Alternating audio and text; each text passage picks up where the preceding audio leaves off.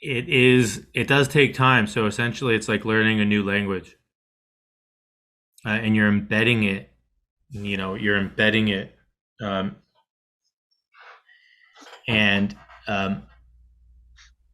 so, you know, I'd say be patient with yourself, but know that it's working. And then, of course, not to send you, over the deep end, but the more we do something and the more we repeat it, the more those brain pathways get set. Um, there's always the question of how little can I do. In terms of some of the research, they've seen changes in just 2 minutes or 5 minutes of practice, but is that sustained over a period of time? And what you see is that really the sustained practices, the daily practices, is really when you start seeing it sustained over a long period of time. So it's sort of like, how long would it take you to learn a new language? And then once you learn that language, it's easier to obviously communicate in that language. But then if you don't practice that language anymore, what happens? You sort of like, it's like, oh, what was that word again? Right. Which means that even if you learn the language and then you don't use it, those connections get pulled back to what you are using. So the thing about mindfulness is that, like we've stated many times, it could be a way of life. And so therefore, it's not necessarily that you're only doing the practice when you're sitting on your pillow meditating, or when you're lying on your bed or whatever it might be, that you're actually doing the practice essentially every moment of your waking life, and while you're also falling asleep, because it helps you fall asleep. And where are you paying attention to? Well, the present moment. And what's happening to the brain? Oh, the brain is going off and planning my day tomorrow, but let me just feel the senses of the present moment. All right. And so it becomes where you are practicing the language even when you're not, quote unquote, meditating. That you're practicing mindfulness as you're just sitting there listening to me. And so therefore, right now, you're literally rewiring your brain to be more present. That you're practicing mindfulness while you're having lunch. That you're practicing mindfulness while you're preparing lunch. That you're practicing mindfulness while drinking a glass of water. That you're practicing mindfulness while sending the email to your friend, or to a family member that you want to tell off. I'm trying to be really mindful, but I need to respond in such a way that's not reactionary, but that lets them know how I'm feeling, or whatever it is that I'm being mindful about. That's what I like about mindfulness, is that we bring this spiritual practice into our everyday life, and then our everyday life becomes the spiritual practice, which is essentially present moment awareness. When everyone's talking about, hey, neuroplasticity, and this is the hottest thing, and what neuroplasticity means is essentially that our neurons are plastic, which means that they are malleable. That means that they can be changed. Well, then, if this is the hottest ticket, what are we exposing ourselves to make those neurons change? And when we are doing practices that increase neural plasticity, which we're learning that we can do, such as mindfulness, meditation, breath work, even psychedelics, for instance, what are we doing on our day-to-day basis that helps us create the pathways in our mind that we wish to create? Okay. And that's not like manifestation or materialization. Not like, hey, I want to win the lottery ticket, and so I go buy a lottery ticket and I win. No, that's like, hey, I am putting intention into the now of what I am paying attention to. And I can actually control it. May it be difficult at times? Yes, of course. Maybe you get some bad news from a relative or from, you have to undergo spine surgery. It's like, God, I've tried to put this off and I've done all these things. Okay, right? So these things happen. And now what are we doing? Where are we choosing to place our attention every single moment that we are awake? And yes, sometimes our attention wanders. Oh man, what if my leg is infected and I need to get amputated? And then we go down that path. And it's oh my goodness, my heart's going to start beating fast. I'm going to start sweating and stuff. We know where that goes. Okay, and you might have done that, and maybe we all kind of go down the rabbit, or we go down into the pit, and then we find, oh wow, look, I just went down into that pit because that thought came up. I totally identified with it. I went down there, and the fear was so strong that it captured me. Okay, now what can I pay attention to? Well, let me see. Can I pay attention to something else? Something that's more interesting, maybe something that is my choosing. Let me play some music. Let me go dance. Let me eat this food. Let me go spend time with friends. Let me pay attention to my breath if I can. Let me repeat this mantra or prayer. Okay. So that to me is sort of like mindfulness. And then you are in the moment intentionalizing, oh, this is the way that I would like my attention to go. And as we direct where we would like our attention to go, we then direct the neuroplasticity and the rewiring in our brain. That can happen over time. Okay. But just like we were kids, right, when we wanted to memorize a poem, we got the poem and we went home and we read it over and over and over again. The more we do the activity and the more we engage the activity of the mind, the heart, the body, have that felt sense, maybe experience an emotion. As joy comes in, we enrich the joy, we rest in that moment. Now those connections are growing stronger, but we actually had a slight bit of intention of doing so. Okay. And so that's where, so in the practice of anything that you hear, and this is a big thing that I'm pushing, I consult for a lot of companies too that are coming out with like virtual reality and all these things. I'm like, it's great that you're going in this, but what are they doing when they take the machine off? Because if we just go back to watching Fox News and reading about the numbers of COVID that are increasing, well, that just creates that creates a path, right? So if you've created with using any technique, virtual reality, breathing, meditation, mantra, transcendental dance, whatever it is, if you use any technique modality that helps increase the baseline of the neuroplasticity that's present, then what are you choosing to pay attention to? When you have increased the neuroplasticity,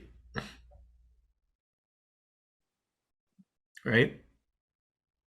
So that's a big one, and something that a lot of people are not thinking about, because like, oh, cool, neuroplasticity, I'm increasing it. Okay. And then, it's like you get in an argument with the merchant.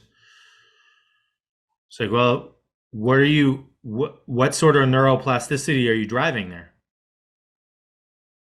Or, you get off this Zoom meditation and you go check CNN headlines.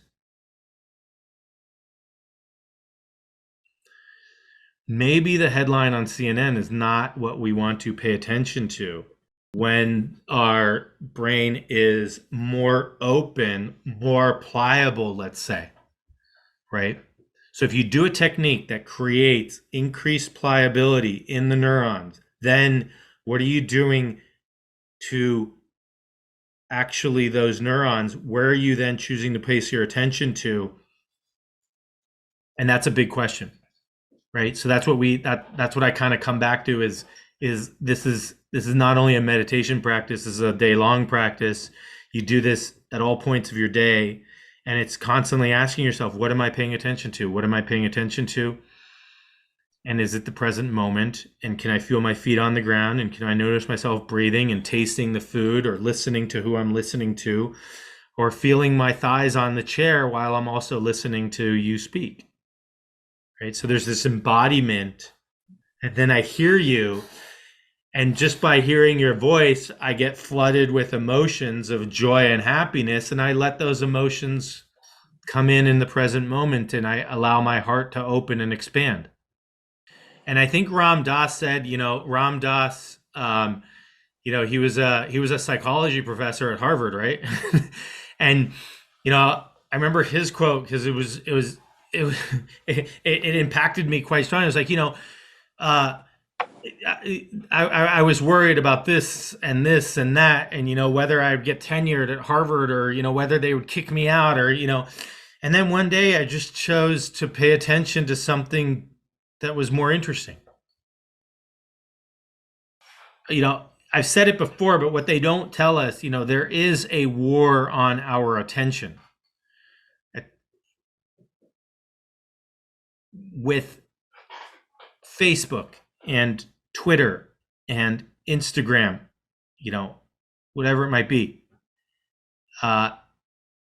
Every ad is trying to grab our attention. Every billboard. And so the question is yeah, okay, hey, I paid attention. I saw that billboard. Hey, nice billboard. Maybe I'll go to that Morongo casino and gamble. But that's what they're trying to get me to do, right? What are they trying to get me to do? Turn off the freeway on the 10 and go to the Morongo casino, right? Does it grab me? Right? I mean, imagine how much money and effort and psychological counseling they've gone through to put that ad in, to make sure that they show the right amount of money with the right amount of cars, with the right amount of enjoyment, with the right amount of good looking men and women that makes me want to, that attracts, that pulls, that grabs my attention in such a way that pulls me, right? Literally like changing plans, or looking over my wife and saying, hey, we should go to the casino. We should go to let's book a hotel next weekend. Right? Maybe we'll win. Okay. But every place, hey, grab your attention, grab your attention, grab your attention. Now, as Facebook changes to Meta, what are they going to try to get us to do? Right? They're going to want to supply everyone with virtual reality goggles. So now, where's your attention? It's in these goggles, right? Now you don't even have to leave your home to go to 7-Eleven. Why? Because you're going to be able to walk into a 7-Eleven in the metaverse, order your food with the Meta goggles, and in 20 minutes, a drone is going to drop that food off at your home. But you've been in the metaverse and haven't even left or moved your... Okay. So there's a war on our attention, and even though we have this ability to increase neuroplasticity, the question is, and this is our own doing, is then where do we choose to place our attention? And that's what I come back to, is just if you come to these classes, the first thing you will learn is that you have the ability to place your attention on different objects. Some people don't even recognize that, right? Some people don't even recognize that there's actually a conscious choice. Look, pay attention to this pen, right? Oh, look at the pen. Hey, right? Now pay attention to your feet. And you did so, right? Whatever you did, okay? Pay attention to the money in your bank account. Now I'm going to hypnotize you and transfer the money to my bank account. It's very simple.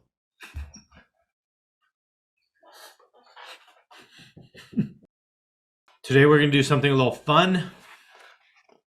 It's a kid's book for all ages. It's a kid's book for all ages. And it's the story of Humpty Dumpty. Everyone knows about Humpty Dumpty because Humpty Dumpty is a favorite nursery rhyme of ours. The way that the nursery rhyme goes is Humpty Dumpty sat on a wall. Humpty Dumpty had a great fall. All the king's horses and all the king's men couldn't put Humpty together again. Gee, how horrible is that? Right? Here I am walking my 7-month-old daughter to sleep, and I'm saying, Humpty Dumpty sat on a wall. Humpty Dumpty had a great fall. All the king's horses and all the king's men. Like the most powerful people in this kingdom couldn't put Humpty Dumpty together again. And you know, what am I repeating, right? What words am I repeating to her brain that's forming as a 7-month-old or as a 6-year-old? So this is a book called After the Fall. Have you guys heard what happens to Humpty Dumpty after the fall? What happens to Humpty Dumpty after the fall? This was my favorite spot, high up on the wall. I know it's an odd place for an egg to be, but I loved being close to the birds. Then one day I fell. I'm sort of famous for that part. Folks called it the Great Fall, which sounds a little grand. It was just an accident, but it changed my life. Right, so here's the wall that he was sitting on. Fortunately, so he went to Kings County Hospital. Fortunately, all the king's men managed to put me back together. So that's good, right? A little different. Well, most of me. So he couldn't actually get up in his bunk bed, so he had to sleep on the ground. Well, most of me. There were some parts that couldn't be healed with bandages and glue.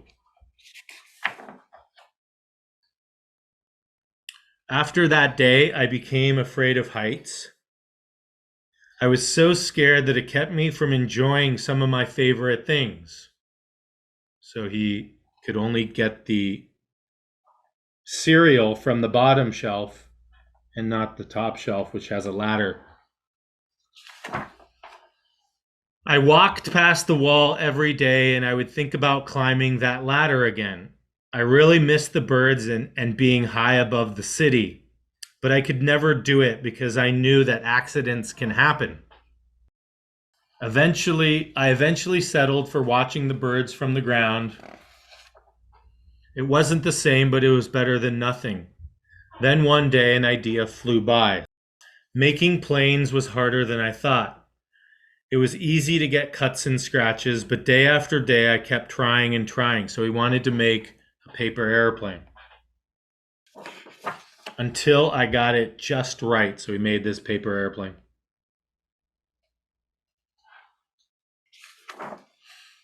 My plane was perfect and it flew like nothing could stop it. I hadn't felt that happy in a long time. It wasn't the same as being up in the sky with birds, but it was close enough. So here he is flying his paper airplane.